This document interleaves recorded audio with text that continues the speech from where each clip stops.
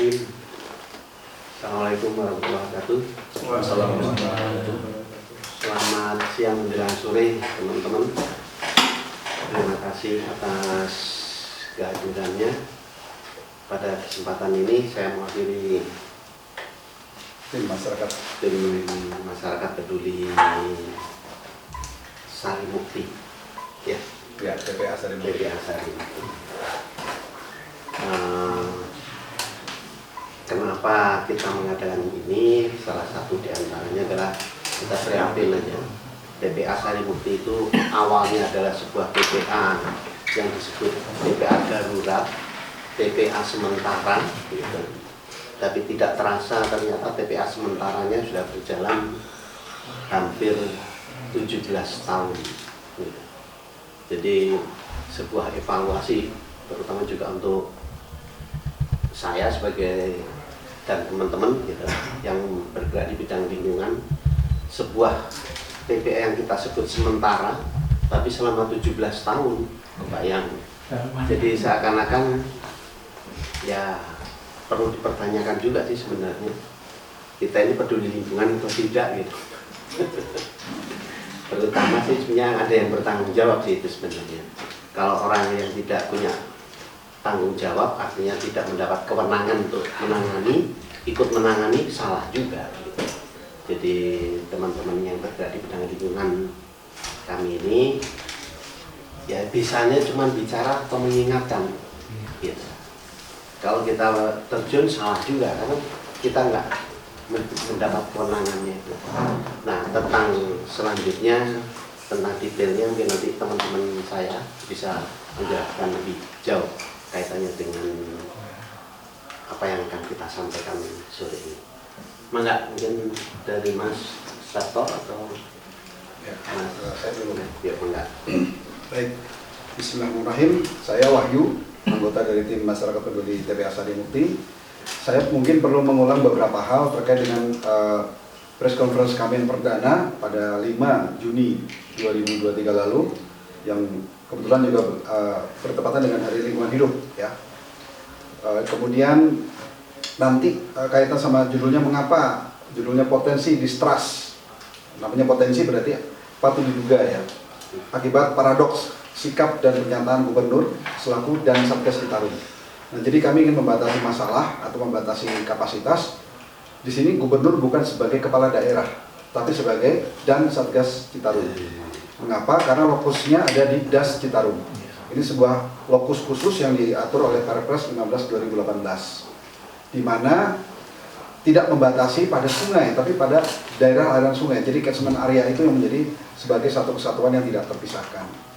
Dan kemudian kita tahu gubernur selaku kepala daerah punya tugas tambahan dari presiden selaku dan Satgas Citarum, di mana kita mengetahui wadah Satgasnya adalah untuk penataan ekosistem adalah Pangdam, kemudian wadah Satgas untuk penegakan hukumnya adalah Kapolda. Dengan harapan beresin Das Citarum ini untuk tidak ada lagi atau minim sampah dan juga limbah, ya. Dan kemudian dibuatlah yang disebut ultimate goal-nya itu adalah pada tahun 2025 bagaimana Sungai Citarum. Nah, kalau bicara Sungai Citarum itu termasuk mikrodas dan juga subdasnya yang akan diharapkan memenuhi baku mutu kelas 2 begitu. Nah, konteks kepala daerah dengan dan Satgas tentu berbeda. Saat menjadi dan Satgas berlaku adagium yang biasa disebut di kalangan militer, tidak ada prajurit yang salah, hanya ada komandan yang salah. Segala hal yang dilakukan atau tidak dilakukan oleh anak buah atau prajuritnya itu karena komandannya. Jadi dalam hal ini asumsi kita tidak menggunakan pendekatan beliau sebagai kepala daerah. Karena kalau beliau sebagai kepala daerah bisa saja persoalan salah itu adalah pada anak buah. Dan kemudian akhirnya terjadi perkeluaran yang bersangkutan memutuskan hal-hal tertentu terkait dengan regulasi yang berlaku sebagai kepala daerah. Tapi bicara dan Satgas, apapun itu bentuk tanggung jawab terbesar adalah tetap pada komandan, bukan pada anak buah, ya. Kemudian maka kami perlu menyampaikan bahasan kami itu fokus pada TPA Sarimukti. Sebenarnya tidak pernah ada istilah TPA, tempat pemrosesan akhir di sini, karena sampai hari ini selalu internal Pemprov Jabar menyebut sebagai TPK, tempat pengolahan kompos, ya. Relevansinya dengan tempat pengolahan kompos berarti organik yang dikirim ke sana. Jadi kalau kemudian ada pihak-pihak tertentu mengirim organik ke tempat itu, sebenarnya relevan dengan nama tempatnya, yaitu TPK, tempat pengolahan kompos. Nah, bahasa kamilah yang menyatakan sebagai tempat pemrosesan akhir darurat Sarimukti. Karena kalau ingat ada Perda di tahun 2010, kemudian diperbarui dengan Perda 2016 terkait dengan penanganan sampah, ya. Dulu bahkan kalau di Perda 2010 itu TPPAS itu ada 3, salah satunya adalah Lewi Gajah. Kemudian diralat pada tahun 2016 menjadi hanya Legok Nangka dan Lulut Nambo yang harus menjadi prioritas buat Pemprov Jabar. Maka urusan Sarimukti di mana? Sebenarnya dengan adanya perda tersebut per 2016, proses yang harus segera dituntaskan adalah mempersiapkan kedua TPPAS itu. Sayangnya sampai hari ini baik Legok Nangka maupun Lulut Nambo juga nggak jalan. Dan mohon maaf saya harus nyatakan, semua ini berpusat pada pengelolaan yang sama, yaitu UPTD PSTR. Dulu namanya BPSR, dulu di bawah dinas Perkim ya, tapi sekarang ada di DLH mulai per 2018 kalau tidak salah. Nah, kembali kemari, kami harus menyampaikan tuntutan kami pada 5 Juni yang lalu. Saya bacakan saja, nanti akan dibuatkan press release-nya, ini sebagai pengingat saja. Dan mohon maaf, untuk kali ini press release-nya tidak segera dibagikan seperti waktu 5 Juni lalu, karena kami ingin dari tanya jawab nanti akan menjadi masukan buat press release kami. Jadi press release kami adalah saripati dari semua proses yang kami sampaikan dan juga tanya jawab tadi. Ya. Yang pertama, tuntutan kami kepada Gubernur selaku dan Satgas di 5 Juni yang lalu adalah, dan Satgas segera stop tindak pidana ini, lakukan tindak apapun at all cost untuk memastikan tidak ada lagi air lindi bahan beracun berbahaya dari tempat pemrosesan akhir darurat Sarimukti yang dialirkan ke perairan umum atau badan air. Semua wajib masuk ke IPAL TPA. Air lindi yang masuk ke IPAL ini juga harus diproses dengan benar dan hanya akan dibuang ke badan air jika sudah memenuhi ketentuan dalam regulasi. Itu adalah tuntutan pertama. Yang kedua adalah, dan Satgas wajib terlibat aktif dan bertanggung jawab penuh at all cost dalam penataan ekosistem badan air atau perairan umum sepanjang jalur yang telah terdampak oleh pencemar tadi, air lindi tadi. Ya. Kami ketahui setiap hari sekitar minimal 500 kubik sampai dengan bisa sampai 2000 kubik ya per hari. Yang terjadi 24 jam sepanjang tahun, dan minimal penataan ekosistem ini berlaku semenjak beliau menjabat sebagai Dan Satgas di tahun 2018. Jadi sampai hari ini pencemaran itu masih terjadi. Ya. Yang ketiga, Dan Satgas segera melakukan penegakan hukum tegas terhadap oknum aparat negara yang patut diduga sengaja melanggar beragam regulasi yang berlaku dalam penyelenggaraan pelayanan publik. Karena urusan UPTD PSTR mengelola sampah ini adalah bagian dari penyelenggaraan pelayanan publik. Ya. Sesuai pernyataan Dan Satgas sendiri pada tahun 2022 adalah fokus pada penegakan hukum. Beliau sendiri menyatakan, dan mungkin jejak digital bisa dicari tentang pernyataan beliau. Yang keempat adalah, Dan Satgas wajib melakukan evaluasi total terhadap kinerja jajaran DLH Jabar serta OPD lain yang bertanggung jawab memantau kinerja ASN ini. Karena pengelolaannya umumnya adalah ASN ya. Mengapa banyak oknum? Kami katakan bukan satu. Mengapa banyak oknum yang berani melanggar regulasi dalam rentang waktu yang panjang? Kenapa kami sebut panjang? Karena laporan perdana adalah tahun 2019 ya. Dilakukan oleh siapa? Dan sektor 11 ya. Namun sampai saat ini dari 2019 sampai dengan 2023 tetap bisa tidak terdeteksi. Ya. Jadi kinerja itu tidak terdeteksi oleh semua sistem pengawasan yang ada di internal pemerintah daerah, dalam ini adalah Pemprov Jabar. Jadi itu adalah 4 poin yang menjadi tuntutan kami. Nah, bagaimana perkembangannya? Sampai hari ini di bulan Agustus 2023 tuntutan kami rasanya belum tuntas secara penuh. Satu saja itu belum. Ya. Jadi kalaupun sebagian memang kami melihat ada upaya, tapi belum tuntas. Ya. Jadi dari 4 poin, satu pun belum ada yang tuntas. Ya. Kemudian masih ada yang mempertanyakan, emang air lindi di TPA itu B3? Maka kami nanti sajikan di dalam press release bahwasanya tercantum pada lampiran 10 PP nomor 22 tahun 2021 terkait dengan daftar limbah B3 dari sumber tidak spesifik dengan kode limbah air lindi itu dinyatakan sebagai A104D. Ya, jadi sudah ada kodenya sendiri. Jadi kalau ini dinyatakan apakah B3? Ya, ini B3. Di mana dinyatakan sebagai zat pencemar yang dihasilkan dari fasilitas penimbunan akhir limbah B3. Kemudian kalau begitu tindakan pelanggaran pidana apa saja? Nanti kami akan sajikan juga dalam press release, minimal ada 4 sampai katakan 5 ya, atau 6 bahkan regulasi yang dilanggar. Yang pertama adalah terkait dengan Undang-Undang Nomor 18 2008 sendiri. Itu nanti mengena pada pasal 40 ayat 1 dan 2, kemudian pasal 41 ayat 1 dan 2 dengan ancaman pidana antara 3 sampai dengan 10 tahun dengan denda minimal 100 juta. Kemudian Undang-Undang Nomor 32 tahun 2009, di mana ada pasal 69 ayat E, kemudian yang paling bagi saya mudah diingat adalah pasal 88. Di mana bunyinya setiap orang yang tindakannya, usahanya dan atau kegiatannya menggunakan B3, menghasilkan dan atau mengelola limbah B3 dan atau menimbulkan ancaman serius terhadap lingkungan hidup bertanggung jawab mutlak, ya sekali lagi bertanggung jawab mutlak atas kerugian yang terjadi tanpa perlu pembuktian unsur kesalahan. Artinya para pihak begitu tahu ini adalah kesalahan perlu, terutama aparat penegak hukum, melakukan katakan tindakan aktif atau proaktif untuk segera melakukan proses penyelidikan dan tingkatkan kepada penyidikan. Kemudian poin 3 adalah pasal 25 dan pasal 68 serta 71 pada Undang-Undang Nomor 17 tahun 2019. Tapi biar mudah nanti dalam press release kami sampaikan ya. Kemudian keempat adalah PP Nomor 22 tahun 2021 pasal 159. Kemudian yang kelima adalah PP Nomor 22, lampiran lainnya, PP Nomor 22 tahun 2021 lampiran 15 ya. Itu ada poin-poin banyak, kami sudah bikin ringkasannya, minimal ada 8 sampai 10 poin yang kami anggap sebagai bagian dari pelanggaran dari lampiran tersebut. Terakhir adalah Permen KLHK sendiri nomor 6 tahun 2021. Di mana hal ini tercantum pada lampiran 19 ya. Bahwasanya air lindi yang ditampung di tempat penampungan air lindi sebelum dibuang ke media lingkungan wajib memenuhi baku mutu air lindi sebagaimana tercantum dalam lampiran 19 yang dinyatakan. Jadi cukup banyak katakan pelanggaran pidana yang terjadi.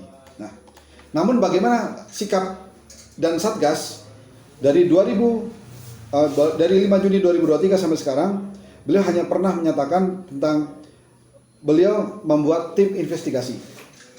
Tapi sampai hari ini kami tidak tahu siapa saja itu tim investigasinya, kerjanya bagaimana, apa saja sudah dilakukan dan bagaimana hasilnya.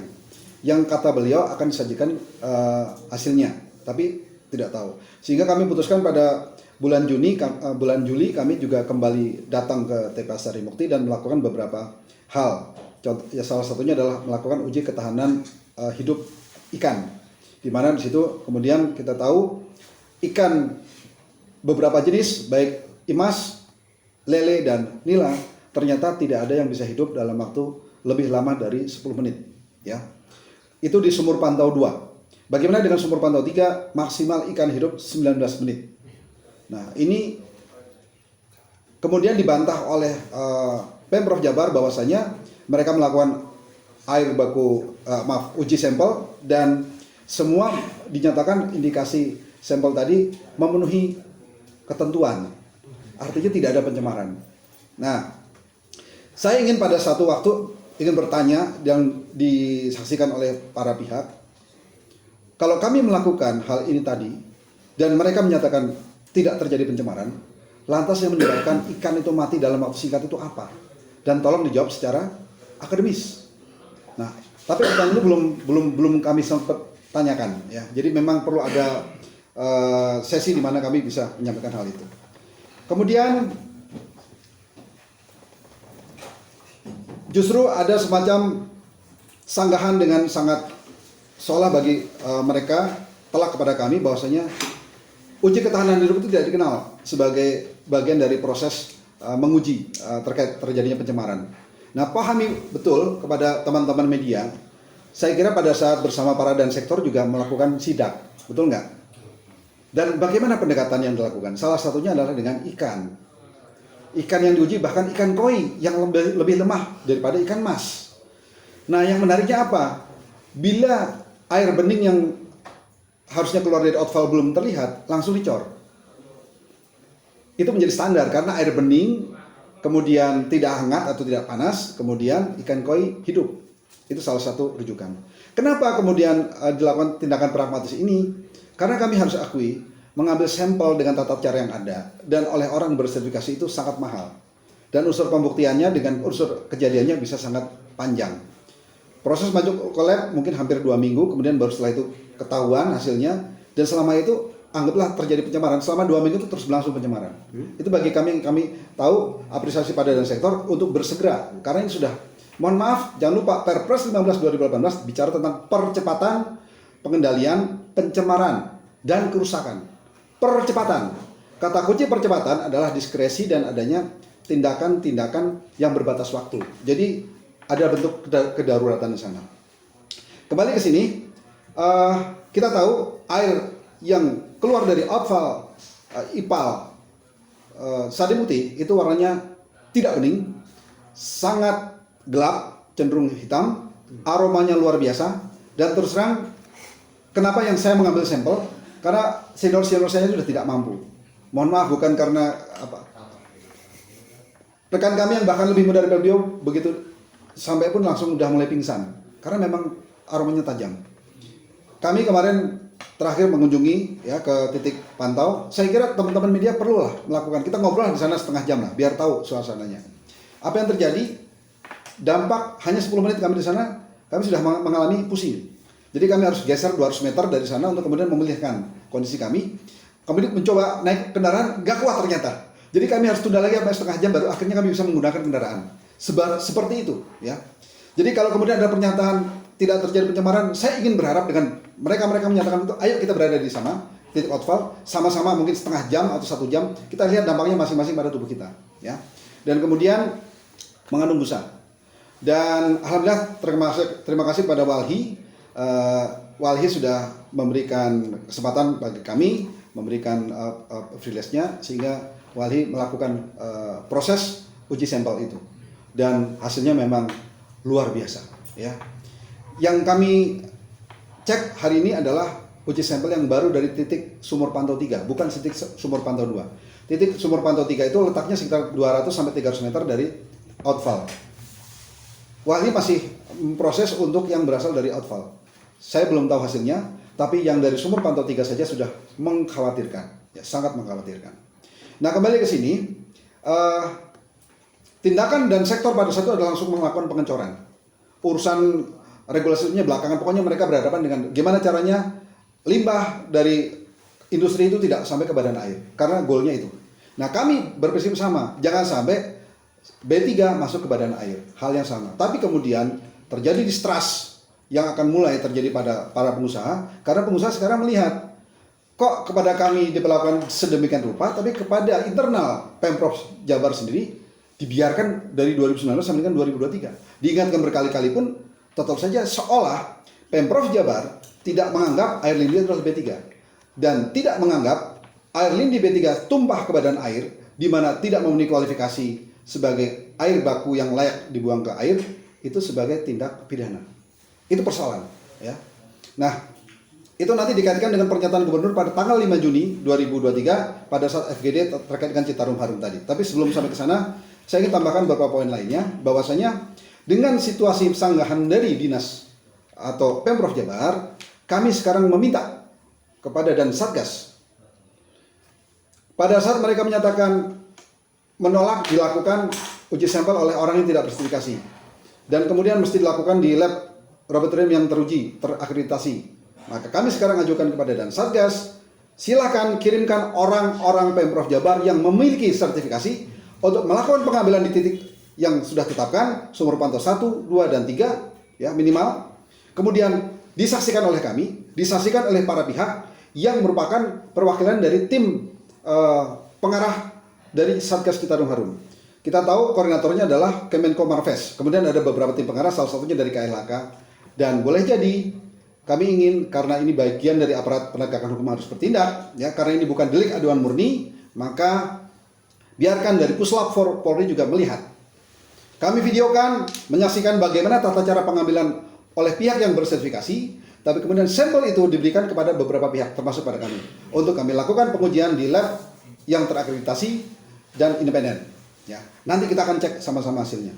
Dengan demikian akan menutup perdebatan urusan hal ini, ya. Nah, saya minta itu segera dilakukan. Kami minta itu segera dilakukan. Kenapa? Karena ini sudah bulan Agustus, di mana kemarau sedang terjadi, yang boleh jadi lebih objektif dalam pengambilan sampel. Ketimbang, mohon maaf, pernah dinyatakan oleh Satgas Citarum Harum bahwasanya kualitas Citarum saat ini menjadi cemaringan. Problemnya, kondisi cemaringan itu diambil pada saat di titik-titik tertentu di bulan Desember yang sedang musim hujan tinggi-tingginya.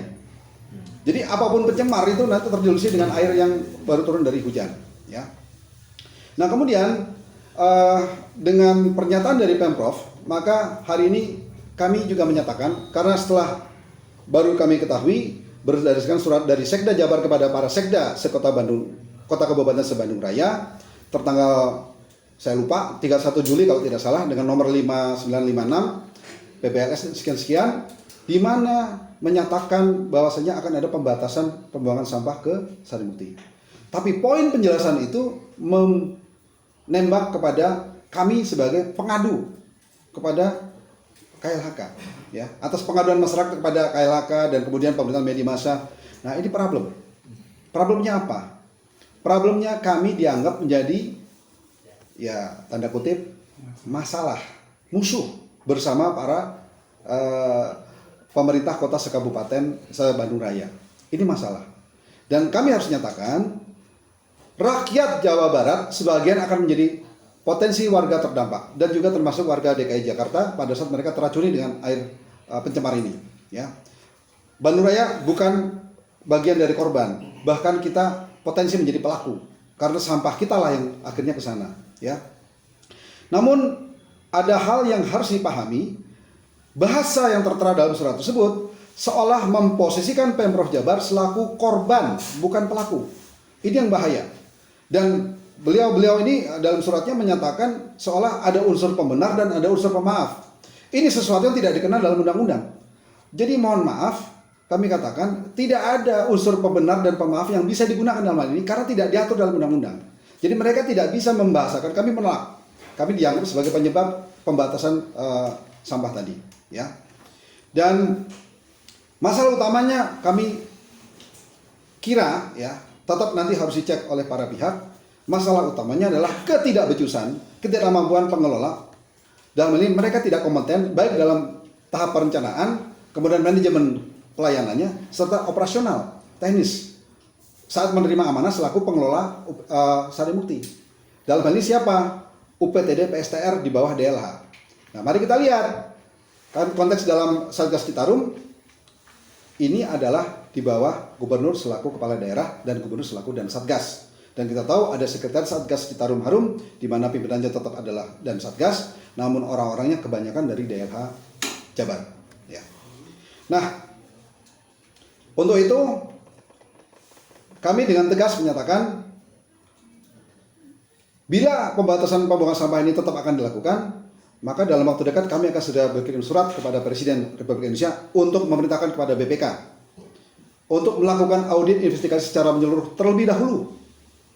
Karena problemnya di sana, tapi menyalahkan pihak lain, ya wayahna kami juga minta dilakukan audit investigasi menyeluruh oleh BPK. Ya. Kenapa? Anggaran UPTD PSTR untuk mengelola urusan-urusan persampahan di Jawa Barat ini lebih dominan dari urusan di luar sampah bagi DLH. Jadi kalau DLH mungkin dapat 130 miliar, untuk UPTD PSTR sini hampir 80 miliar atau bahkan lebih dari 80 miliar, lebih dari 50%. Dan itu layak diaudit. Berkaitan dengan hal tadi juga Sekretaris Satgas Citarum Harum juga perlu diaudit. Ngapain loh selama sekian tahun ini kalau nggak ada relevansinya? Mereka punya tenaga ahli. Mereka fokus hanya untuk Sekretaris Satgas Citarum, bukan untuk se-Jawa Barat. Kenapa masalah sampah juga nggak kelar? Ada tenaga ahli untuk sampah, ada tenaga ahli untuk limbah, nggak beres-beres juga, begitu. Dan saya pikir ini harus audit investigasi menyeluruh baik untuk UPTD PSTR maupun Sekretaris Satgas Citarum Harum. Kemudian kami berharap adanya keadilan, ya, sehingga biarlah nanti pendapat para pihak yang memang berkompeten untuk melakukan audit dan sebagainya, mempunyai kesimpulan itu yang akan kita ikuti. Bukan kemudian serta-merta muncul dengan angka sekian yang harus disepakati tanpa ada semacam mufakat atau apapun dalamnya. Nah, Beberapa hal lagi yang saya sampaikan sebelum nanti Mas Sabto akan menyampaikan video, ya. Karena salah satu sanggahan dari DLH itu bicara tentang debit air. Gara-gara terlalu banyak sampah, debit airnya jadi banyak. Mohon maaf, nanti Mas Sabto akan tunjukkan video. IPAL 2021 direvitalisasi dengan pernyataan mereka untuk menampung debit air antara 6 sampai dengan 8 liter per detik. Video nanti akan menunjukkan di mana airnya kurang dari 8 liter per detik, tapi kualitasnya, mohon maaf, belum layak sebagai air yang keluar dari outfall IPAL. Ya. Kemudian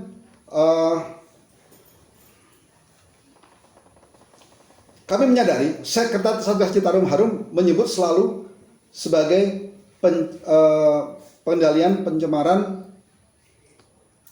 dan kerusakan Das Citarum. Ada kata-kata di awalnya, kalau kita lihat Perpres 19 2018 yaitu percepatan itu menghilang. Jadi proyek yang seharusnya terjadi tindakan percepatan ke dalam bentuk kedaruratan dan segera mungkin selesai menjadi sebuah proyek multi years, itu berbahaya, ya. Tapi itu yang terjadi. Kemudian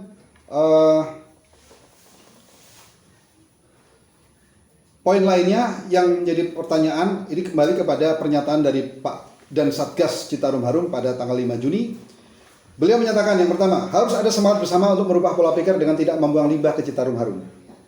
Ini kan sebenarnya kepada para pihak. Tapi problemnya sampai hari ini internal pihak sendiri yaitu Pemprov Jabar tetap melakukan membuang sampah atau limbah, spesifiknya adalah limbah ke Citarum. Das Citarum dalam ini adalah outfallnya IPAL itu nanti akan mengalir bergabung di Kali Cipicung. Di samping timur dari kawasan ini ada kawasan Sarimukti ini ada yang namanya Kali Cipanawan. Di bagian barat ada yang namanya Kali Ciganas. Gabung di Cipicung, dari Cipicung masuk Cimeta, dari Cimeta masuk ke Waduk Cirata. Kita tahu nanti selanjutnya kemana, ya. Ternyata sampai hari ini terjadi distrust tadi. Yang satu pihak menyatakan harus mengubah pola pikir, tapi di lain pihak merubah pola pikir di internal anak buahnya sendiri belum berhasil. Kemudian keberhasilan Citarum Harum di forum PBB di Glasgow Conference dinilai keren karena peran dari kolaborasi pentahelik. Saya percaya kita masih melihat bahwasanya kolaborasi pentahelik ini belum utuh. Karena apa? Karena syarat saat ini masih peranan militer sebagai penataan ekosistem, bukan oleh masyarakat. Dan kita mau tahu tantangannya berikutnya adalah pada saat mereka fade away, surut ke belakang, bagaimana dengan peranan masyarakat? Itu belum tahu kita. Yang ketiga, daerah yang tidak berkontribusi pada program Citarum Harum akan dipanggil oleh gubernur. Jika masih tidak mau datang, maka perlu dipaksa dengan kekuatan provinsi. Ini kelihatannya menunjukkan ketidakegaliteran dibandingkan Pemkot dan Pemkap. Seolah Pemprov punya hak paksa untuk melakukan itu semua. Saya pikir ini kurang bijak pernyataan seperti ini, ya, yang akan diterima oleh kota kabupaten sebagai semacam tekanan begitu. Kemudian yang keempat, gagasan Citarum Harum jangan berhenti di sosok tapi harus mampu membangun super team. Nah, bagaimana membangun super team? Kami harus kilas balik, ya. 2019 pernyataan dari dan sektor 11 ada masalah air lindi. Kemudian respon dari DLH Jabar adalah baru 2021 dengan melakukan IPAL revitalisasi. Dan selama itu air lindi yang tercemar atau B3 itu dibiarkan saja mengalir, menunggu IPAL revitalisasi beres. Kami punya dokumentasi yang mungkin nanti bisa tunjukkan juga per Agustus 2021. Hitamnya seperti apa itu IPAL air dari outfall. Selesai IPAL revitalisasi adalah pada Desember 2021, sehingga perlu ada serah terima. Ini yang menjadi agak kejanggalan bagi kami. Sampai hari ini kami tidak menemukan, mestinya saat serah terima dari kontraktor, dari konsultan kepada Pemprov, itu dipastikan outfall itu sudah mengeluarkan air bening. Nah, pada bulan April kami kunjungi, kualitas air yang keluar dari outfall kurang lebih mirip dibandingkan pada saat IPAL revitalisasi belum ada. Kemudian, atas dasar itu kami mengajukan beberapa himbauan, tapi tidak tembus juga. Akhirnya, kehilangan kesabaran, kami lapor ke Gakum KLHK. Di bulan Mei 2022. Dan akhirnya ada tekanan dari Gakum KLHK, DLH Jabar mengundang kami untuk bertemu. Di situ kami beranggapan, ini tidak perlu sampai ke publik. Kita sebagai bagian dari masyarakat yang mau kontribusi, ayo. Dan pihak dari UPT DPSTR menjanjikan akan segera memperbaiki, plus dalam waktu 2 minggu maksimal menghubungi kami untuk kemudian kami minta bantuan untuk dilibatkan sebagai bagian dari super team tadi, tapi ternyata tidak terjadi, ya. Jadi usilah itu kata-kata dan sektor atau dan satgas, tapi kemudian tidak turun ke anak buahnya. Kemudian akan dilakukan meeting yang membahas per masing-masing isu poin notulensi FGD 2003 pada bulan Juni. Selanjutnya akan dibahas di bulan Juli dengan Pak Luhut, tapi sekarang bulan Agustus saya belum tahu perkembangannya. Jadi nggak jelas. Ya. Yang terakhir, informasi pencapaian program Citarum Harum harus dilakukan secara menarik, lucu agar mampu menjadi subjek pemberitaan. Agar program Citarum Harum dapat mendidik masyarakat, maka harus diviralkan.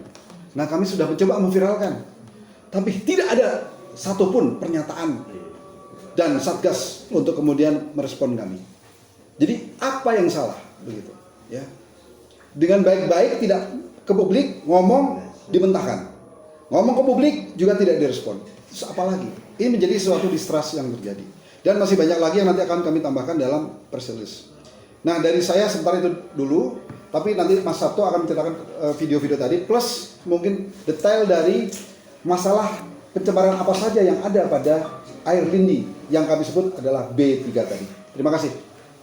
Assalamualaikum warahmatullahi wabarakatuh. Saya hanya menyampaikan sedikit tadi disampaikan sama Pak Wahyu, intinya bahwa ada 4 poin yang bisa saya sampaikan terkait dengan gambar ini. Yang pertama adalah terkait dengan yang tadi disampaikan sepintas tentang bahwa Sarimukti itu dulu TPK, terus kemudian berubah menjadi sesuatu yang sifatnya kedaruratan, dan sekarang 17 tahun masih darurat. Artinya bahwa bisa dipastikan atau sebuah pertanyaan bahwa di Sarimukti ini apakah menjamin terhadap keselamatan lingkungan? Itu menjadi pertanyaan pertama. Terus kemudian yang kedua, kami melihat bahwa sisi perencanaan dari Sarimukti ini nggak benar gitu. Kami lihat buktinya begini, ada buktinya. Tahun 2021 ada pernyataan dari kepala dinas bahwa dia merancang IPAL Sarimukti itu untuk kapasitas 6-8 meter kubik, maksimalnya segitu per detiknya, ya, kapasitas debit. Padahal tahun 2021 itu debitnya sampai 14 liter per detik. Artinya ada satu beban debit 14 liter per detik, tapi dirancangnya hanya 8 liter per detik. Itu ada pernyataan lagi bahwa kapasitas di sana dirancang untuk 1.200 ton per hari. Pada saat yang bersamaan itu di atas 1.600. Artinya bahwa perencanaan sudah tidak sesuai dengan kondisi lapangan. Itu kedua, bahwa perencanaannya nggak benar. Yang ketiga, kami meyakini bahwa infrastruktur yang ada di Sarimukti itu tidak mungkin berjalan. Kami meyakini, dan nanti kita buktikan, ya, bahwa nggak mungkin berjalan. Artinya bahwa dana yang sudah direncanakan sekian lama itu dimanfaatkan untuk pembangunan infrastruktur itu hanya terbuang percuma karena nggak akan jalan. Artinya sekarang kalau nanti sudah saya buktikan, nanti akan saya buktikan bahwa dengan diturunkannya tumpukan sampah, timbulan sampah yang dari berbagai daerah yang masuk ke Sarimukti, dengan pengurangan itu saya yakin nggak ada gunanya juga. Kenapa? Karena dari sisi kompetensi pengelola sangat rendah sekali, kemampuannya rendah sekali. Jadi saya diskusi dengan beberapa pengelola sana, saya lihat nggak mengerti masalah. Nah, ada buktinya lagi bahwa kita sering mendengar pengelola itu mengeluh. Itu bukti menurut saya. Mengeluh yang kapasitasnya sudah melewati batas, yang segala macam keluhannya yang ini masih diperbaiki, belum siap segala macam. Itu membuktikan bahwa kompetensinya sangat rendah. Kebayang gitu, saya punya anak 10, ngeluh sana kemarin anakku 10. Nggak perlu, tanggung jawab laksanakan aja, nggak usah banyak pakar. Nah itu kira-kira yang akan kita ilustrasikan di dalam film di sini. Nah, ini yang kunjungan kami tanggal 30. Yang mana ini? Ini Ya, tanggal 30. akhir Juli. Akhir Juli. Tadi saya sampaikan Ya, 30 Juli. bahwa kapasitas debit yang ada di IPAL itu 8 liter. Ini paling berapa liter, Pak? Tapi hitam kayak gitu. Kira-kira berapa liter, Pak? Rendah sekali kan? Artinya bahwa IPAL-nya nggak jalan. Antara 2 sampai 4 liter per detik. Tapi kita tahu bahwasanya Jadi IPAL itu hanya hiasan, syarat punya, tapi nggak mampu mengoperasikan. coklat gelap, kemudian aromanya sangat kuat, ya, tidak mengenakan saya. Gelap gitu. Dan Oh, sekali. masih banyak pesan. Ini menandakan bukan merupakan keluaran dari IPAL yang baik. Pak Jokowi saya sudah menyampaikan berulang-ulang, mulai dari 2022, sesuai dengan laporan awal dari peringatan awal dari Dalam Sektor 19 pada tahun 2019. Kemudian dari 2021-2022 kami melakukan himbauan kepada pengelola TPA Sari Putih yang sekarang sudah 2023. Tanggal 5 Juli pun kami menuntut dengan Pak Poin kepada Gubernur Jawa Barat selaku dan Satgas Citarum Harum, katanya membuat investigasi, tapi sampai hari ini keluaran tanggal 30 Juli 2023 masih seperti ini, ya. Kami tidak tahu lagi harus bertanya pada siapa, tapi kami menuntut keadilan bagi alam dan juga manusia. Kami hanya punya kemampuan untuk menyampaikan. Semoga yang berwenang segera melakukan tindakan. Saya kira ini sudah tidak bisa lagi di jalur pemerintah daerah Jawa Barat atau gubernur baik sebagai kepala daerah maupun selaku komandan Satgas Citarum Harum, tapi seyogianya pemerintah pusat segera ambil alih, turun tangan, dan berbagi hal semacam ini. Karena air dari sini akan mengalir sampai dengan Waduk Cirata, lanjut ke Waduk Jatiluhur, yang boleh jadi akan membunuh ikan-ikan yang dipelihara ikan apa apung yang ada di Waduk Cirata maupun Jatiluhur, dan terutama di Jatiluhur, bahkan air-air ini terakumulasi akan menjadi, kita tahu, bahan baku untuk air di beberapa tempat di Jawa Barat maupun di Jakarta. Mari kita perbaiki segera lingkungan karena rakyat Indonesia menunggu itu. Terima kasih. Saya ulangi lagi, ini dengan debit seperti ini saja, IPAL tidak mampu gendong. Dapat disimpulkan kemungkinan satu, IPAL-nya tidak bagus. Yang kedua, kemungkinan tidak dioperasikan, tidak mampu mengoperasikan. Kemungkinan dua itu aja. Tapi dipastikan bahwa tidak jalan. Terus kemudian ini mana? Nah, Bismillah, saya Wahyu. ini Anggota dari tim masyarakat ini peduli karena kemarin kita hari dikritik ini, Ahad atau Minggu tanggal 30 dikritik Juli apa namanya, saya melakukan harus pengambilan bawa sampel tes, di tidak hanya pakai ikan, air terpaksa air kita ngambil Cipanawan, ya, sampel di Sungai Cipanawan. titik stasiun Sumur Pantau 2, ya, di mana kita bisa melihat air dari Kali Cipanawan ini tidak bening, cenderung coklat gelap, ya, yang patut diduga memiliki rembesan air ini dari TPA Sari Putih. Nah, berapa besar debitnya? Saya pakai gayung untuk menunjukkan seperti ini debitnya, ya, cukup besar. Nah, bayangkan kalau semua ini air di sini nanti masuk ke Waduk Cirata, dan kalau ternyata memang ada air ini yang masuk ke sini sebagai rembesan bergabung dengan Kali Cipanawan ini. Saya akan ambil dulu untuk sampelnya. Dan kita bisa lihat di gayung ini masih cukup banyak busa, dan kita bisa lihat di belakang saya juga cukup banyak busa, ya. Artinya kali ini patut diduga tidak murni merupakan air Kali Cipanawan yang steril dari pencemaran, sudah cukup bercampur dengan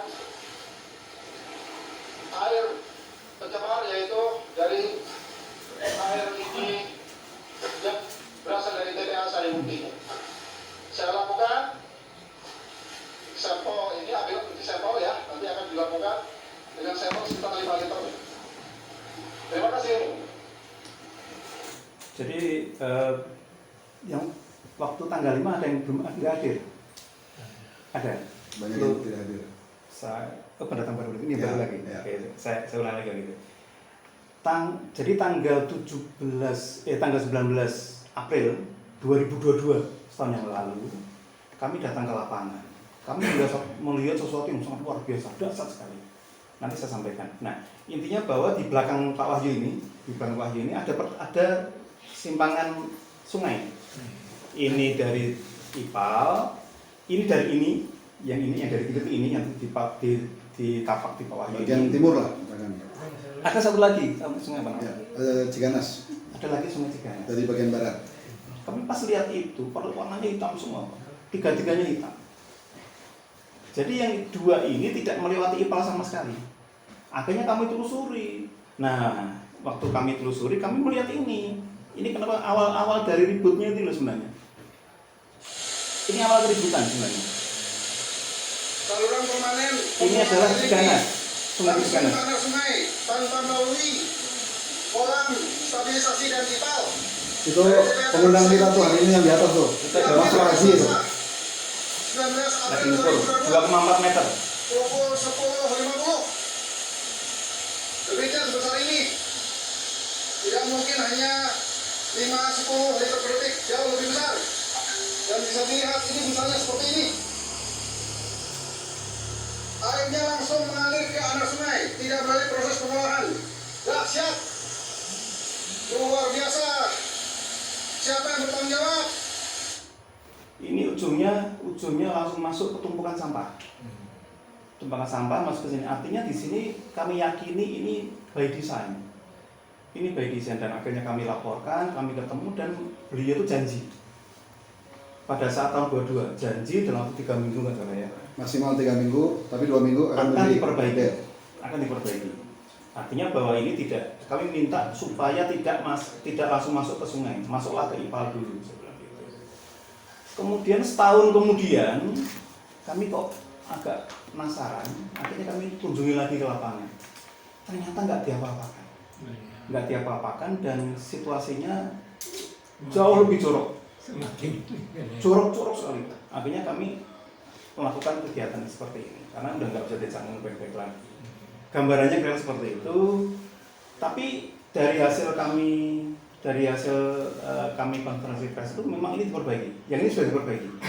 Artinya lindi yang berangkat dari tumpukan sampah tadi tidak melewati lorong ini lagi, tapi langsung masuk ke IPAL, sudah melewati IPAL.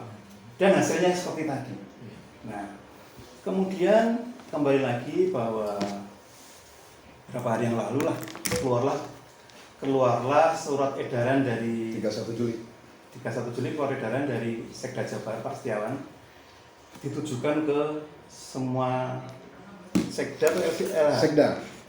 seluruh kabupaten kota bahwa timbulan sampah dari masing-masing wilayah harus dibatasi.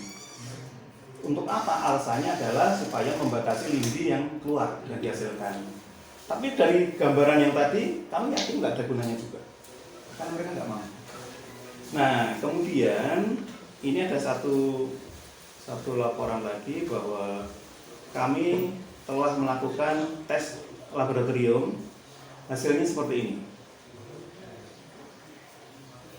Ini ada di Sumur 3. Sumur 3 itu adalah dari IPAL ditambah dengan sungai, tambah sungai. Hasilnya seperti ini. Artinya sudah melewati pencairan Disusui lah. Ya lebih pengenceran Berkali-kali. hasilnya seperti ini. Jadi kalau kita lihat di sini dia bersifat elektrolit, ya, yang tadinya nggak bisa daya hantar listriknya tinggi sekali. Padatan tersuspensi bagi itu sangat sangat keruh. TDS juga tinggi, sangat keruh. pH-nya di atas normal, berarti basah dan lain-lain. Nah, di sini saya lihat kloridanya di atas, seng, kadmium, ini sata putih kadmium. Ini sata putih. Karena dia bersifat karsinogen. Kadmium bersifat karsinogen. Dalam beberapa tes, kadmium nggak muncul. Kami tes coba, ternyata ada kadmiumnya. Jadi dia bisa berdampak kanker paru, kanker perut dan lain-lain. Jadi di sini harus menjadi perhatian kita juga, membuktikan bahwa di dalam pengelolaan sampah, pengangkutan dari, jadi kira gambarannya begini, sampah yang ada di rumah kita ini masih bersih, tapi begitu masuk ke tong sampah menjadi kotor, tapi kotornya kita tahu, pencemarnya kita tahu, tapi begitu pencemar ini, begitu sampah dibawa ke TPS, ceritanya udah lain lagi, dibawa ke TPA, apalagi, kan saling terkontaminasi. Nah di sini adalah menggambarkan satu pengelolaan yang salah, ada salah. Sambil contoh kita juga ikut-ikutan mungkin ya, ada satu benda apa di rumah kita, ya batu baterai apa segala macam, kita mungkin nggak merasa salah, habis kita buang gitu aja.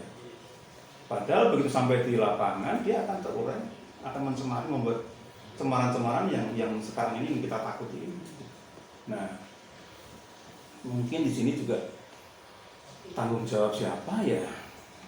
Kalau saya lihat yang menarik mereka selalu ngomong bahwa ini mindset masyarakat harus digeser segala macam. Selalu begitu. Yang disalahkan masyarakat. Artinya sebenarnya mereka nggak mampu mengelola masyarakat juga nggak mampu. Nggak semampunya ngelola apa? Bingung jadinya. Ngelola masyarakat nggak mampu, ngelola teknologi yang dia investasikan juga nggak mampu dan lain-lain. Jadi di sini ini banyak sekali yang sifatnya karsinogen ya. Kalau timbal enggak, timbal ini neurotoksin, dia karena neurotoksin. Nah ini di sini banyak sekali yang sifatnya karsinogen. Kalau saya lihat, ya itu di atas. Ini adalah standarnya, yang sebelah awal ini, yang kiri adalah yang hasil tes lapangan. Kira-kira seperti itu. Kita ke Bangga. Masih ada satu lagi halaman berikutnya. Masih ada. Ya plus minus begitulah. Ini banyak sekali. Banyak sekali. Ternyata semuanya tembus. Semuanya di atas batas. Jadi memang padahal sudah diancarkan, posisi diancarkan. Ada yang ya kayak klorin, orang sadar pertama kali bahwa lingkungan harus menjadi perhatian karena klorin juga. Awalnya ada satu kawasan mengandung banyak klorin sehingga burung tidak netes segala macam karena klorin. Ini klorin juga luar biasa. Kira-kira gitu ya. Ada nasi goreng. ada pertanyaan? Ya, saya kira kita cukup dulu. Enggak Kita diskusi. Oh iya, monggo silakan. Tanya jawab. Monggo silakan. Ya, sementara itu dari kami menyampaikan sehingga potensi yang terjadi terkait dengan distrust itu menjadi sangat besar dan ujung-ujungnya yang akan dirugikan adalah tetap rakyat Jawa Barat dan potensinya adalah juga penduduk DKI Jaya apabila mereka mengkonsumsi air yang keluar dari PDAM mereka yang baku mutunya atau air bakunya adalah dari Jatiluhur. Tentu Cirata dengan Jatiluhur berbeda, tapi bagaimanapun kalau akumulasi di Cirata terus meningkat, ujung-ujungnya Jatiluhur juga akan terpengaruh. Ya. Problemnya apa? Tolong disadari, dengan 1 kubik saja, 1 liter per detik saja, maka dalam 1 hari itu minimal 86 kubik air lindi B3 masuk. Nah kalau kemudian karena musim hujan atau apa, itu bahkan lebih dari 20 kubik bahkan, karena tercatat 14 ya, yang pernah terjadi, kita bisa tinggal kalikan saja. Saya memperkirakan rata-rata itu akan ada di antara 6 sampai dengan 8 kubik. Itu artinya setara dengan minimal 500 kubik per hari gelontoran air lindi beracun berbahaya yang masuk terus ke Cirata ya dan terakumulasi di sana. Nah, saya hanya menduga ya, itu satu waktu akan membunuh ikan-ikan yang ada di Karamba Jaring Apung. Kalaupun tidak membunuh, akumulasi dari B3 tadi akan ada di tubuh dan tentu saja itu akan berbahaya bagi siapapun yang mengkonsumsi ikan-ikan tersebut. Ujung-ujungnya ada banyak dampak baik ekonomi, sosial, kesehatan dan lain-lain terhadap warga Jawa Barat. Atau saya tambah sedikit ini. Apa yang disampaikan Pak Setiawan untuk mengurangi sampah menurut saya bagus. Artinya sampah adalah potret kehidupan masyarakat yang tidak efisien. Makin minim sampah, semakin efisien. Bagus, itu yang bagus. Cuman yang menjadi keberatan kami, jangan kami dijadikan alasannya. bukan kami penyebab dari itu harus dikurangi. Jadi ini yang jadi masalah. Jadi artinya itu bagus. Nah sekarang tinggal bagaimana teknis dari pelaksana di atas sana supaya masyarakat bisa mengikuti perintah bagus ini. Itu saja Pak. Jadi artinya bukan berarti kami ikut menentang bahwa enggak. Jangan kami menjadi alasan. Kalau lihat di suratnya itu nampak sekali bahwa karena ada yang begini maka kami terpaksa begini, nah ada bahasa begitu. Kira-kira itu. Enggak, yang berkenan bertanya. Enggak Pak. Terima kasih. Assalamualaikum warahmatullahi wabarakatuh. Setelah saya mendengarkan apa yang diuraikan, saya sudah tahu persis dan sudah menduga sejak zaman Belanda. Saya sudah pernah bilang Pak, ngomong, tapi karena saya ini orang biasa, itu diacuhkan. Kadang-kadang di Cirian, kemudian aku dibuang. Begitu aja, setiap tahun. Sampai dengan tahun 2000-an lah, bahkan sampai tahun 67-an. Jadi hampir 78 tahun saya pernah bilang mengenai limbah lindi dari kotoran, dari sampah. Yang pada waktu itu sampah tidak sebanyak sekarang Pak. Masih bisa dihitung tonnya juga. Karena rakyat kota Bandung khususnya baru 60.000 orang, 600 sampai 900 itu tahun 50-an. Itu sudah pernah dibilangkan. Dan kemudian saya mengikuti apa yang dari lingkungan ini dikatakan, saya selalu mengikuti. Tapi apa artinya lah? Kadang-kadang mereka itu apa yang dikatakan dan Satgas dan itu ini, sekarang ini kalau saya ikut saja nyeletuk, wah ke sekolah Pak, ulah pikiran, begitu Pak. Ini kenyataan Pak. Jadi saya tidak bisa apa-apa. Bahkan setelah tahun 2016, barangkali saya sering ketemu sama dulu itu Pak Dadan ya. Kemudian belakangan ini dengan Bapak kali atau waktu di 2 tahun yang lalu itu, buat saya diberilah rilisnya supaya kami ini bisa ikut ngomong. Karena masalah itu tuh sudah tidak dianggap. Jangan masyarakat, Anda yang lebih pintar, ilmunya juga kan diapilahin, didiamkan, apalagi mereka. Kami itu dari sejak dulu juga 30 tahun, 40 tahun lalu juga mengatakan masyarakat harus diajak, diberikan edukasi yang baik. Karena dulu sampah tidak sebagai sekarang. Nah, Citarum masih katakanlah bisa dipakai mandi, gitu, diminum. Kan sekarang kadang-kadang dengan adanya lindi ini luar biasa.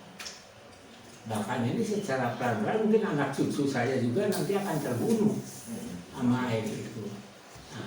Sekarang yang saya katakan, apalah tahu apa, bapak-bapak saja yang berdasarnya ilmu pakai gitu kan disabelaikan, dikatakan tidak kompetensi, ya kan Pak?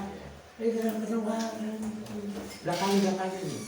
Dan saya juga ingin, kalau saya ya mungkin saya dulu belajar rendahan sedikit lah. Tapi kalau ilmu-ilmu kimia itu saya masih bisa baca sekarang ini. Alhamdulillah. Bagaimana manfaatnya? Sampai di mana itu daya umurnya sampai terjadi penyakitnya itu. Saya masih ingat dulu saya diberikan pelajaran oleh orang Belanda juga, penjajah kita. Tapi kita ambilin ilmunya. Hanya karena saya pada waktu itu sudah di Cirian Pak. Jadi ini bisa ngomong apa lagi sekarang.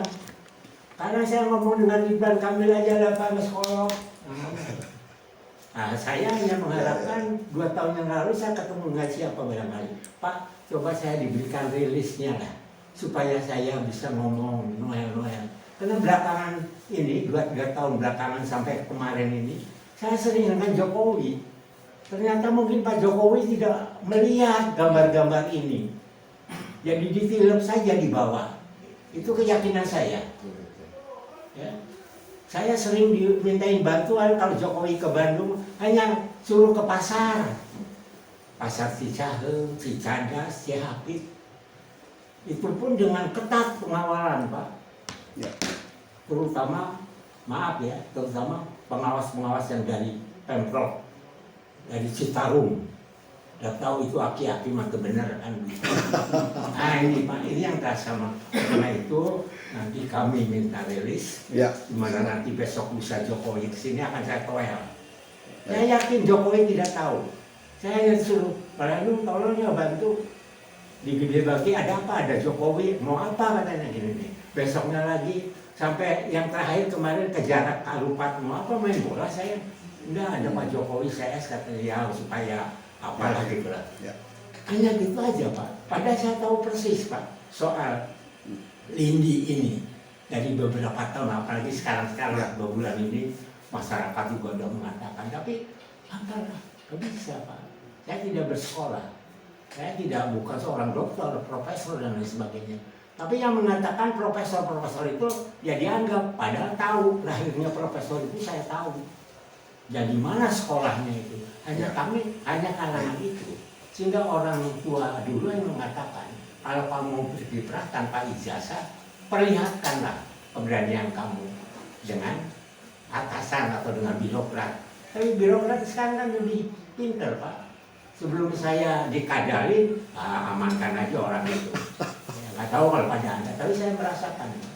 Saya merasakan kebanse, saya merasakan kesuka miskin, saya merasakan kedigul, kebangka.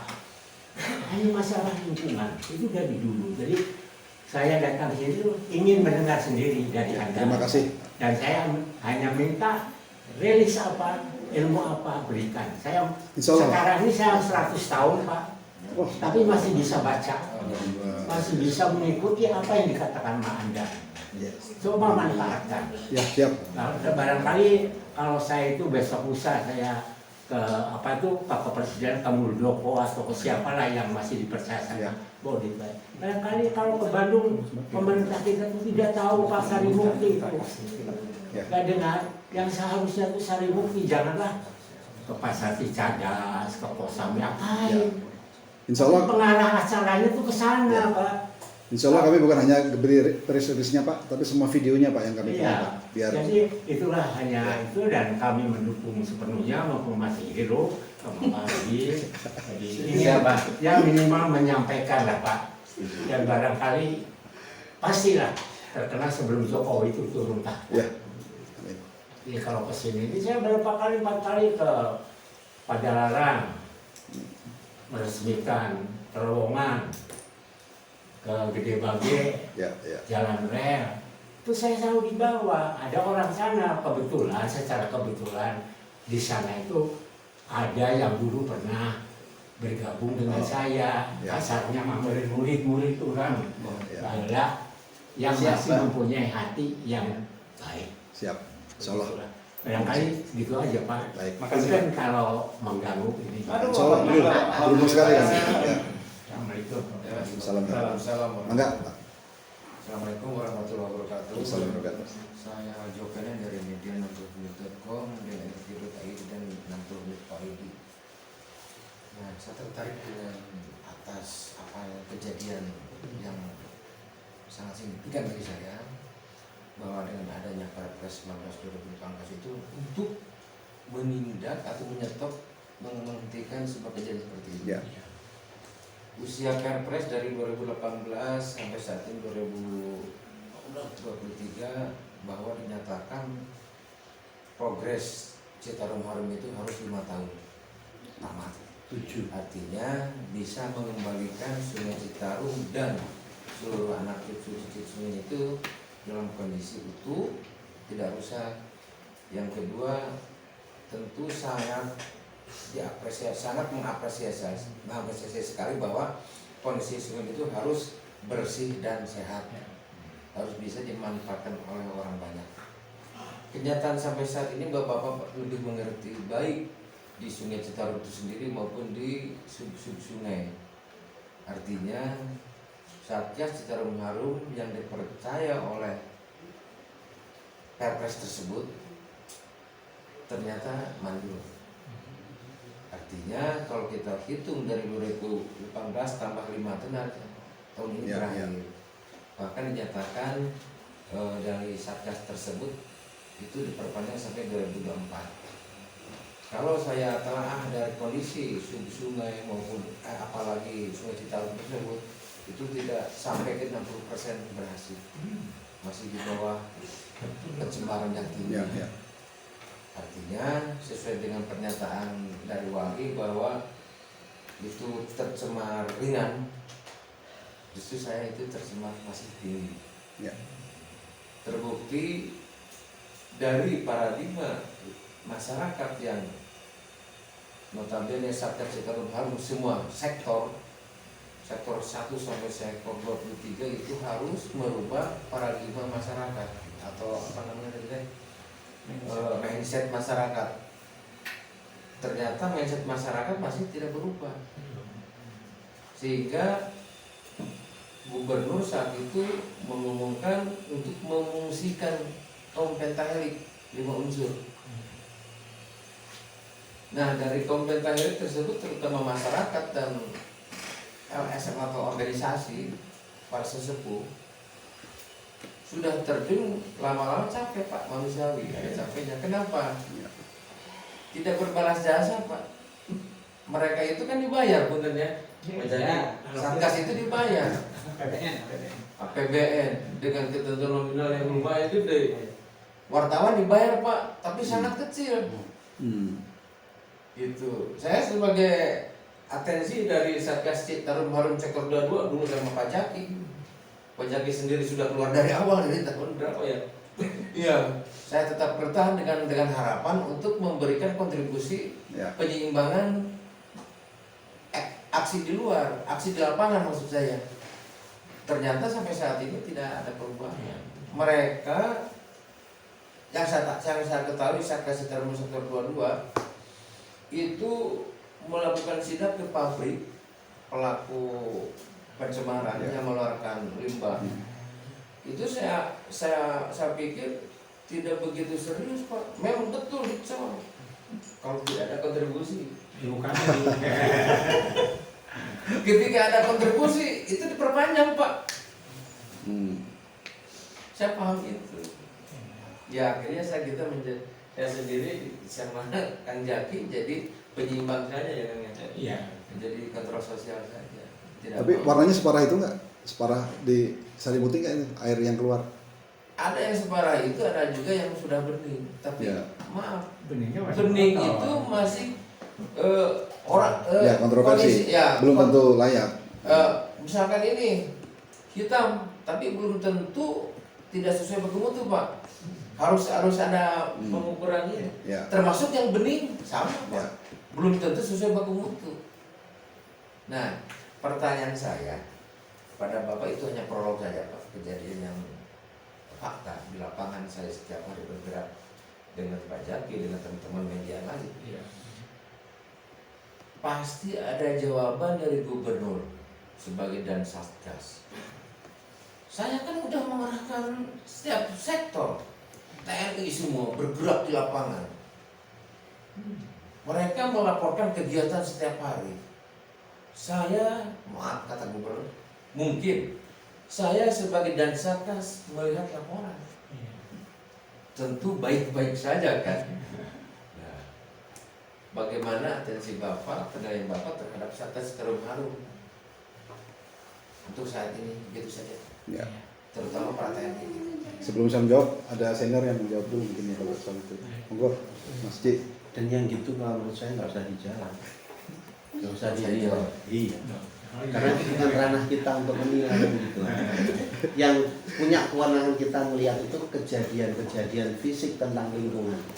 Tapi kalau soal kualitas perilaku aparat itu kita nggak boleh menilai begitu. Itu sebagai aktivis lingkungan nggak akan menilai begitu. Kami tambahkan, ranah kami adalah melakukan pemantauan, bukan penilaian, begitu. Sehingga memantau ada yang gagal, bukan. Nah, jadi hanya bisa menyampaikan laporan. Nah, tapi kan kalau udah melakukan semua proses, jadi Mas Raji ini juga melaporkan ke Ombudsman juga nih, capek bolak-balik hanya melengkapi dokumen sebagainya, tetap aja kami lakonin gitu semua proses. Tapi kan memang bukan pihak yang berwenang, sehingga kami hanya bisa melakukan dalam tahapan yang memang dalam kapasitas sebagai masyarakat. Gitu. Mungkin jawabannya sudah terjawab dengan bukti ini aja. Ya. Ya, Makanya kami sampaikan ini potensi distrust nih. Mereka punya kewenangan begini-begitu, tapi kok enggak? Kami masyarakat bisa melihat mantau, oh ternyata beda. Ya tinggal sampaikan saja, biar nanti para pihak yang menilai, mau publik yang lain dan sebagainya. Iya, Pak. Ya, ini Mana Pak dulu? sedikit Pak. Oh, sini dulu ya. Ya, siap. Assalamualaikum warahmatullahi wabarakatuh. Waalaikumsalam. Nama saya Suladin dari Media Kontrol News. Kebetulan saya sendiri juga bergerak di khusus media untuk tim Satgas Citarum Harum juga yang bertugas untuk mengawasi dari sektor 1 sampai 23 sebetulnya. Nah, menyikapi permasalahan ini sebetulnya ini permasalahan yang memang sudah harus dituntaskan sejak lama. Nah, mengenai tentang masalah limbah yang masuk ke Sarimukti yang dibocorkan ke aliran sungai, betul kata para aktivis, yaitu sangat membahayakan bagi kehidupan baik itu ekosistem ataupun manusia itu sendiri, karena ini nanti akan diresikel menjadi ke pengolahan air minum. Pengolahan air minum. Nah, cuma di sini juga kan kita sikapi dari beberapa kegiatan yang pernah dilakukan oleh aktivis atau dari Walhi sendiri, mengenai tentang bagaimana langkahnya kita menuju supaya Sarimukti ini benar-benar diperhatikan penuh. Ternyata pemerintah menyangkal, kan seperti itu. Ini kejadian pemerintah menyangkal bahwasanya harus ada tim ahli yang betul-betul ahli di bidangnya, namun sampai saat ini pun tidak menghadirkan itu. Adapun menghadirkan, apakah hanya sebatas kamuflase dan tidak. Cuma yang akan saya tanyakan seperti ini, apakah dari tim Walhi itu sendiri ada sebuah solusi yang nanti akan ditawarkan kepada pihak pemerintah mengenai tentang bagaimana langkah selanjutnya yang harus dikerjakan secara tadi yang disebut pentahelik itu. Karena di sini unsur masyarakat yang tidak dilibatkan. Karena kebanyakan unsur pentahelik itu yang unsur tadi yang dikatakan oleh Pak Jopena, yang salah satunya ya bisa dikatakan dari instansi dinas atau peranan media ataupun dari pihak pengusaha itu sendiri. Nah, yang jadi pertanyaan kan pihak pengusaha, kalau misalkan pengusahanya yang ada uang kan sudah selesai, pentahelik nggak berjalan yang seperti itu. Ini yang saya rasakan juga.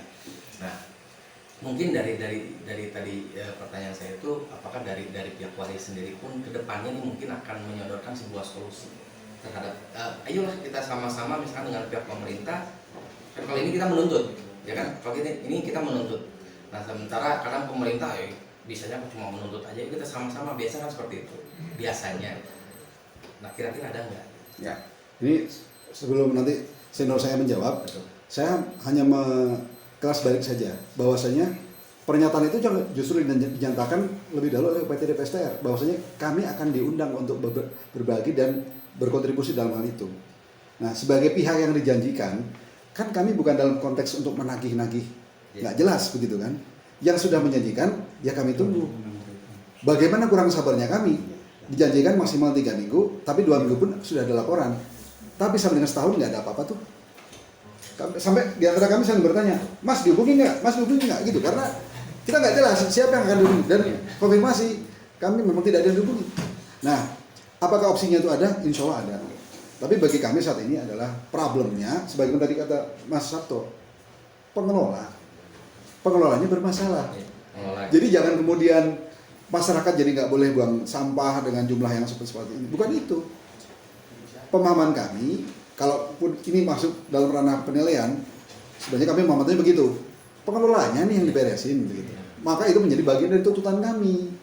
Kenapa sih kok udah begini dan Satgas membiarkan saja? Padahal kami tahu mereka ASN yang ada itu menurut internal Pemprov dihasilkan dari kotak manajemen talenta. Jadi orang-orang terbaik nih. Nah, kalau orang-orang terbaik kayak begitu, kita kan agak bingung gitu. Terbaiknya kayak gitu, yang jeleknya kayak apa? Kurang lebih demikian. Ya, monggo dijawab. Tambahannya Mas Di apa Mas Hamzah? Nambahin. Karena buat saya lihat gini sih, kami ini sebenarnya lebih banyak memberikan info lapangan yang ada, yang seharusnya dikerjakan tapi tidak dikerjakan gitu, oleh pihak yang berwenang. Kalau kita diminta apa, Bali akan atau kami ngasihkan solusi gitu, pasti ada kita mikirkan itu. Tapi kita nggak akan menyodor-nyodorkan. Itu bukan kewenangan kita nyodor-nyodorin gitu. Bahkan menawarkan ya. Itu enggak. Gitu. Nah kalau memang ini ya kita diskusi, kita beri apa yang sudah, karena pihak yang berwenang saat sekarang, kalau logikanya benar gitu, dengan anggaran yang ada harusnya bisa selesai. Citarum Harum itu hampir biayanya 2 T lebih Pak keluar dalam waktu 5 tahun gitu. Nah ya gimana ya, saya nggak tahu kemana duit itu juga nggak tahu saya. Tapi kenyataan yang di lapangan terjadi seperti ini, ya Pak Pemda Jawa Barat. Pemdanya kan saya yakin juga melakukan sesuatu kan. Tapi ukurnya seperti apa gitu. Nah, kami nggak bisa menyampaikan situasi lingkungannya seperti ini, kondisi itu begini. Itu yang kita lakukan dan ini semua fisik yang kita lihat. Nah, kalau mau diajak debat ya boleh, kita diajak diskusi gitu. Daripada intinya kami tidak sedang konfrontasi, tidak melakukan. Kita hanya menyampaikan kepada publik ini karena kita diminta tolong juga masyarakat. Siapa yang belain masyarakat lapangan? Nggak ada, kami berusaha untuk bantu mereka. Gitu. Itu yang kita kerjakan. Mudah-mudahan dengan cara seperti ini kita sama-sama bisa di pihak yang berwenang juga meningkatkan cara mengelola yang lebih baik. Gitu. Kami juga akan jadi lebih baik untuk ngontrol misalkan gitu. Itu yang sebenarnya ingin kita bangun. Itu kayaknya. Dan saya dikit lagi Pak. Enggak, Pak. Enggak. Kalau kita dengar pembicaraan tadi daripada pihak Walhi, itu hanya memberikan bagaimana solusinya lingkungan kita kok begini kan. Padahal mereka lah yang punya wewenang. Kalau Abah itu tertariknya justru selama saya zaman Belanda sampai dengan tahun berapa kemarin itu kaget buat setahun itu sudah ada dananya karena Jokowi itu kan memberikan yang terlihat katanya 2 kilo. Saya kaget. Saya sering main di atas sana di hulu itu ya, menurut Abah itu ya, edukasi masyarakat yang tidak ada Pak. Belum tidak ada tapi belum merata barangkali ya, karena dulu tidak ada dananya, sekarang ada dananya pun masih begitu, jadi berarti tidak nyampe. Nah, Abah minta sama Walhi untuk menarik kita sebagai masyarakat kerjasama. Apa yang telah kita pelajari berdasarkan laboratorium kita beberkan melalui media yang ada di Bandung atau di Jawa Barat, berikan supaya mau bahwa lingkungan kita itu berdasarkan ilmu ini. Air yang jernih itu berdasarkan ilmu itu begini. Ternyata di lingkungan Sarimukti kok begini. Nanti bisa baca Pak. Anak-anak SMA itu barangkali sekarang udah lebih canggih ya, lebih bisa untuk membaca mengenai apa itu rumus-rumus dari kimia. Jadi nanti kritikannya itu datangnya bukan hanya dari pencinta lingkungan di sini notabene Walhi saja, tapi semua masyarakat akan membaca berdasarkan bantuan-bantuan dari media-media. Ya tentunya itu banyak itu ininya. Saya dengar barusan dari media juga dapat kebagian, tapi sedikit. Memang ya hanya mendengarkan barangkali untuk itu. Ya itu. Kalau Abah pribadi bukan sedikit, serta saya pun belum pernah tahu. Makanya kalau ada situ udah, saya juga ada mendengar, makanya saya mendatangkan Pak. Saya kesini dari zaman dulu sampai hari ini Pak. Saya senang lingkungan. Dari mana biayanya? Abah, kalau dulu saya dipanggil Om, Kakak, Mang, Aden gitu ya. Itu saya kerja Pak. Saya jualan sampai hari ini Pak. Menyisihkan. Ingin datang ke jalan apa ini? Kopi. Ya pecah kopi. Ya. Pecah kopinya yang dipecah. Dari hasil-hasil itu untuk sampai. Ya. bisa hari ini setiap ada Baik, salam. keributan sampai orang pemerintahan secara jujur si Abah di mana duitnya unggal ayam perkumpulan ayah begitu Pak kedengaran. Ya. Hanya secara kebetulan karena seksi di Jawa Barat ini ada yang bekas murid saya, Ya. termasuk Ridwan Kamil. Ya. Kan gitu. Tadi makanya bilang apa sepuh sama mana. Abdi we doakeun Siap. yang jadi presiden, paling gitu aja kan. Nah inilah, jadi marilah wali dengan asa-asa hasil pendidikan kita beberkan. Ya nanti dilawan oleh yang punya dana birokrat itu. Nanti dari mana laboratoriumnya? Kadang-kali kita nggak usah segan-segan Pak. Bandung ini adalah kota Asia Afrika. Kalau wali kirim surat aja ke Nederland bagian wali ke Prancis itu akan datang Pak dana. Ya. Tapi dengan data-data yang ini, kami ini kesibukan. Pemerintah kami ini sampai hari ini begini. Terus terang aja. Akhirnya mah jadi takut zaman saya Pak. Saya ngomong sedikit besoknya lalu ke Bangka. Nah, gitu. Apa ada tugas ini? Gitu lah. Tapi sekarang kan udah merdeka. Turun Abah. Ya, segitu aja. Nuhun. Wah ini harus kuat Pak, tetap ada di masyarakat. Amin. Ya. baik. Sekian, terima kasih. Enggak. Kang Zaki atau siapa yang mau? Ya. Ya. Assalamualaikum warahmatullahi wabarakatuh. Pak Zaki lengkap Muhammad Zaki Barok dari Citizen Journalism Independent. Kebetulan saya terlibat juga waktu melihat tadi ya gorong-gorong yang super indah gitu. Saya termasuk korban juga. Mungkin Akang yang teh pernah menghirup bau sampah gitu. Kunaon bau? Jadi ceritanya kalau salah tanggal 20 Itu mah. Februari kayaknya ya dulu Iya. ya 2020 Kunjungan Kang Yana. bertiga Kang Yana. menjelang Covid juga. Jadi ceritanya kan saya masuk ke area Sarimukti kita ya bayangkan lah kalau mau memperingati hari sampah internasional ya. Cuman yang terjadi setelah menghirup sampah, saya agak linglung badan waktu itu. Ya udah ceritanya, wah ini entah kenapa pulangnya ya. Yang lebih parah ternyata saya ngambruk sampai 2 hari. Dampaknya. Asli. Sampai ini HP nggak pernah kuat lagi pegang HP. Teman-teman nganggap ada sesuatu dan lain-lain. Udah tidak. Sehingga saya akhirnya mencari literatur kenapa saya bisa jatuh seperti itu. Ini kita baru berbicara bau sampah saja ya, yang kelihatan di atas begini. Ternyata setelah saya telusuri itu namanya hexaklorobenzenik, ya, atau HCB, yaitu zat berbahaya bagi kesehatan yang menimbulkan bau busuk khas pada sampah. Bahayanya, semakin banyak menghirup HCB menyebabkan semakin berisiko kena kanker dan kerusakan pada hati dan ginjal. Bayangkan. Alhamdulillah warga Bandung Raya dan Jawa Barat penghirup sejati. Bau sampah benar nggak? Jadi bagi saya HCB itu ternyata lebih bahaya, lebih dahsyat, lebih keren daya bongkar rusak daripada rokok.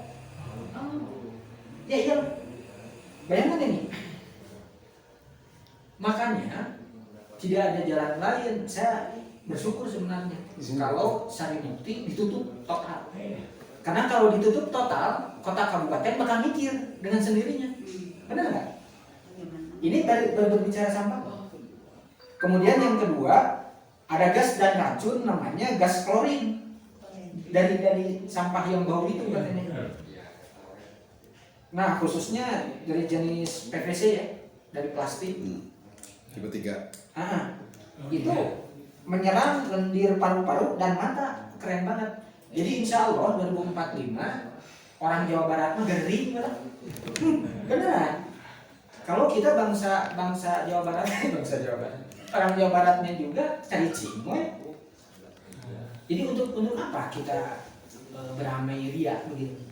Jadi ya tidak ada yang lain bagi para wartawan hanya satu barangkali ya kita kan tidak bisa memutuskan ya, tidak bisa menilai atau apapun, hanya memberikan pencerdasan kepada masyarakat bahwa nanti saya minta gede-gede saja di headline ya, sampah sama dengan heksaklorobenzene dalam kurung HCP penyebab kanker, kan keren banget. Udah, ngapain panjang-panjang? Bener nggak?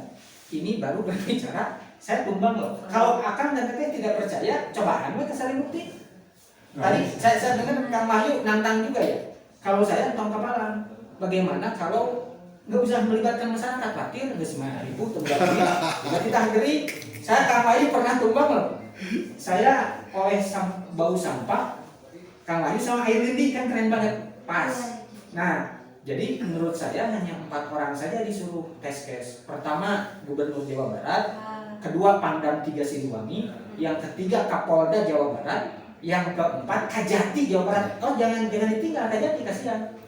Jadi suruh minggu pertama atau termin pertama atau ronde pertama suruh berdiri 1 sampai setengah harian lah di Sarimukti, di Kararuwate dah apa vitamin nanya. Jadi suruh seharian di Sarimukti, coba tes apakah besoknya dia tumbang atau enggak, atau mesti cengenges. Kalau cengenges kita lanjutkan. Ronde keduanya apa? 4 pejabat utama di Jawa Barat ini yang pemegang kekuasaan ini Citarum Harum loh. Disuruh minum air lindi aja kan. Saya demi Allah tuh wani nggak mau bau nangkit. Nah, baru 2 hari apalagi kita minum air lindi. Yang 4 pejabat itu suruh minum air lindi. Kita lihat kalau asup rumah sakit ke ICU tutup. Tapi kalau segar bugar udah lanjutkan. Teman-teman, assalamualaikum warahmatullahi wabarakatuh. Ya, makasih. Saya nggak bertanggapi itu Pak ya. Informasi aja. Ya memang begitu kan caranya. Ada lagi Teh? Ada? Ya bagus sekali. SCB ya? Bapak juga Pak. Enggak? Ada yang lain? Oh ini Pak, barangkali kita soal inkubasi namanya. Ya. Jadi waktu begitu penyakit datang sampai terjadinya, itu ada batas-batas tertentu menurut ilmu yang Bapak pelajari. Ya. Jadi kalau TBC misalnya setelah 5 tahun sampai 10 tahun baru kita ketularan terjadi. Kalau tipes gini, kalau asap seperti yang Bapak bilang itu hanya berjam-jam Pak. Ya. 1 jam, sekian menit, nah, gitu ya. Ya. Jadi kalau sekian hari memukul itu mati sebelum waktunya, itu bisa dicoba. Jadi kita nggak usah ke Sarimukti, ibu-ibu datang tumpukan sampah Pak RW, kalau malam minggu ibunya di jalan, lewat aja. Tidak usah duduk. Kalau detiknya banyak, maka inkubasinya waktunya, oh saya hanya minta waktu 45 menit. 45 menit setelah itu enggak, itu bisa dicoba. Nah inilah yang kadang-kadang masyarakat tidak ada berbuat, ya karena tidak ada edukasi itu. Dan saya juga kalau secara perhitungan biaya yang 2 triliun itu kan gede Pak. Ya. Apakah masyarakat saya yang di Lembang atas itu gimana kan gitu? Ya. Nah, itu kalau diajak bersama-sama barangkali kita dari hulu lah yang harus kita bersihkan. Baik. Begitulah Pak. Mohon semoga sukses. Ada lagi mungkin yang mau bertanya? Ya ini Pak, sebagai luaskan. Sharing aja ya sedikit, makasih. Saya dari luar kota Cimahi. Dulu saya diwakili eksekutif nasional, tapi itu tahun 2000. 7 tahun terakhir saya diwakili itu 2006. Masih longgar daging tinggi. Jadi dulu wali jabat tuh Mang Denny Jasmara direkturnya. Saya dulu media relation. Saya baru tahu tentang skema pentahelix saat ini karena yang saya alami ketika di eksekutif nasional memang NGO, media dan pemerintah itu ketika menghadapi kasus lingkungan ya memang berposisi berperan sesuai fungsinya. Juga pencemarnya apakah pemerintah atau kerusakannya itu oleh swasta company. saat ini saya diberitahu tentang skema Pentahelix, jadi media tuh diajak duduk bareng ya untuk mengawal, ngikutin dari mulai dari perencanaan, pelaksanaan operasional sampai akhir. Mungkin nantinya ujungnya kan kayak skema POAK ya, planning, organizing, acting, controlling gitu. Tapi yang terjadi pada isu ini itu saya agak heran karena dapat informasi dari Kang Wahyu bahwa ada pihak-pihak yang mencoba bahwa ada pihak-pihak mencoba bahwa isu ini jangan diangkat gitu, karena ada tanda kutip kepentingan politik atau ada tanda kutip aku tidak tahu apa itu, tapi saat ini saya pribadi berposisi sebagai penulis lepas dan saya ingin menulis tentang isu ini secara serius karena saya ingin ini diangkat ke nasional. Kenapa? Ranahnya memang nanti jatuhnya nasional gitu. Ketika Kang Wahyu cerita Lindi ini ujung akhirnya sampai ke dekat Jabodetabek, masuk ke konsumen Palija, DST, itu air minum itu mengandung si ikutan yang dicemari oleh di bagian hulu. Itu bagi saya luar biasa mengerikan ya. Saya minum air konsumsi, saya masak air kasih ibu rumah tangga tapi yang dicurani, yang mana wilayah KBB Cimahi itu justru tidak dicemari gitu, karena kan memang bukan si wilayah alirannya gitu. Jadi agak lucu ketika kita buang sampah sembarangan di tempat sumber Citarum itu, di daerah jauh dari kita tinggal, akan ada orang yang minum terdampak oleh ekses air lindi dari TPA Sarimukti. Sorry, it's incredible stupid things to hear ya. Maaf, jadi ini jahat. Jatuhnya memang pidana kejahatan terhadap lingkungan gitu. Itu harus disadari gitu. Jadi ya kita harus sadar gitu bahwa media punya kewajiban. Nggak bisa tuh ada yang bilang wah ini tahun politik nih ada isu. Enggak, ini ada tindak pidana.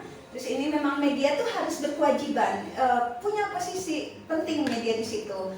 Kenapa? Karena dia jembatan antara publik, pemerintah dan pembuat kebijakan juga grassroots ya, si konsumen terakhir. Jadi yang mau disikapi dengan benar. Itu aja sharing saya. Makasih. Terima kasih. Ya, masih ada lagi yang mau bertanya? Sebenarnya kalau untuk karena pertanyaan karena kita juga bingung ya. Pernyataan atau pertanyaan mana? Enggak. Ini kita sharing ya, konferensi pers sudah selesai kan? Jadi kita lebih Ya, cenderung sharing sebenarnya. Kalau bertanya kan dalam artian dari pihak aktivis atau polisi sendiri pun tidak punya kewenangan untuk menindak dan yang lain-lain untuk menjadi permasalahan. Kecuali kalau misalkan tadi yang saya katakan ada sebuah ranah di mana ada sinergitas antara pihak aktivis, masyarakat dan pemerintah itu sendiri mengenai tentang masalah bagaimana dan harus bagaimana seperti itu. Kalau misalkan penindakan kan lebih gampang. Kalau misalkan Satgas saja mampu mengecor salah satu perusahaan, kenapa nggak masyarakat aja kita cor itu lubang yang gede itu, gitu. Tutup sama lama ya, gitu kan. Kalau kita berbicara emosional gitu. Makanya di sini ya betul-betul harus dikaji ulang. Kita pastinya itu yang lebih dikatakan ibu ya bu ya. Sebagai peranan media kita harus lebih aktif lagi melihat isu yang terjadi sekarang itu, yang apalagi yang pada saat ini mengenai tentang masalah keberlangsungan hidup. Itu yang terpenting, apalagi yang tadi Bapak katakan mengenai tentang HCW itu Pak, itu sangat luar biasa. Jadi ada bahasa baru di milenial ini yaitu namanya katers. Ya, katers. Ya, maksudnya kan pencinta kanker dari kan orang-orang kalau sampai biasa nanti kan orang mencintai dengan hadirnya penyakit gitu kan. Jadi kita harus istilahnya harus segera menyetop dan segera menyudahi itu semua. Kan nanti mungkin dari pihak media juga kita akan dorong ke pihak gakumnya Pak. Pihak gakumnya agar bergerak juga. Betul tadi Kejati jarang disentuh. Ya Kejati ya Pak ya. Jadinya jarang disentuh. Bahkan dari pihak kepolisian pun jarang, karena selama ini yang berjalan yang berjalan ke Heluk betul, karena yang berlaku sebagai dan satgas adalah gubernur, wadan pelaksana lapangan adalah dari TNI untuk TNI, sementara ada yang dari penegak gakumnya ada yang dari kepolisian itu dari Polda. Kapolda sama Kejati. Ya Kejati ini yang kurang jalan itu, karena ketika di lapangan pun saat ada beberapa hal yang dikomunikasikan dengan pihak kepolisian, kebetulan kan Satgas jadi tahu ketika kita berbicara dengan pihak aparatus penegak hukum itu berbicara mengenai tentang regulasi anggaran. Nah kita nggak dikasih ngapain juga, ya udah kita diem aja kan gitu. Nah itu sebetulnya ada di atas itu ada, makanya dibentuk struktural itu ada. Nggak mungkin nggak ada kan. Nah ini yang jadi pertanyaannya itu sampai istilahnya seperti mau berbenturan. Ada istilah kemarin kejadian yang waktu di kabupaten salah satu pabrik ditutup, ya kan? Bahkan ya, yang punya pabriknya juga dipenjarakan. Nah, sementara pihak Satgas nggak tahu. Harusnya kan itu sinergitas. Kalau berbicara pentahelix, ya kan? Pihak Satgasnya tahu bahwa ini melanggar, membuang limbah. Pihak LH-nya juga misalkan mengetahui dengan data-data hasil labnya. Pihak kepolisian bekerja sesuai menindaklanjuti sesuai dengan aturan regulasi yang ada seperti itu. Ini hanya sharing aja Pak, bukan pertanyaan itu saja ya. Ya memang begitu, bukan sharing, begitu. Jadi, Terima kasih. jadi harus diserang dari berbagai lini. Iya. Jadi penyerangan pentahelix sekarang itu. Jadi kayak pinball. Ya, saya nanti sampaikan nomor kontak saya karena press release masih akan disempurnakan dan nanti akan dikirimkan. Semoga sebelum misa sudah sampai ke masing-masing.